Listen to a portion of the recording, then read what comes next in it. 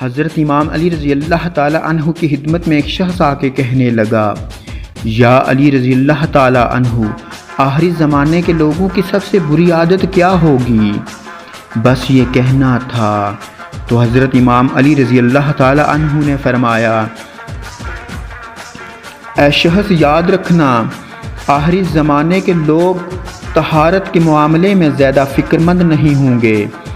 وہ اس طرح سے رفع حاجت کو انجام دیں گے کہ نجاست کے چھینٹے ان کے کپڑوں کو ناپاک کریں گے، اور یوں وہ طہارت اور پاکیزگی سے دور ہوتے جائیں گے۔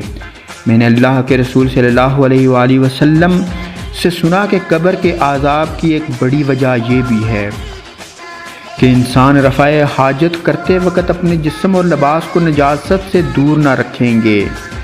یاد رکھنا، انسان کے ہر اس جگہ سے مرنے کے بعد آگ اگلے گی جس جگہ رفع حاجت کرتے وقت نجاست کے چھینٹے لگتے ہیں۔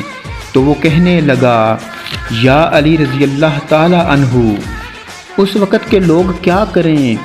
امام علی رضی اللہ تعالی عنہ نے فرمایا، اس وقت مومن کی سب سے بڑی کوشش یہ ہوگی کہ وہ اپنے آپ کو پاک رکھیں، اپنے لباس کو پاک رکھیں، اپنی سوچ کو پاک رکھیں، اپنے اعمال کو پاک رکھیں۔ اور یاد رکھنا، اس دور کے لوگوں میں سب سے افضل ترین انسان وہ ہوگا جو اپنے لباس، اعمال اور نیت کو پاک رکھے گا۔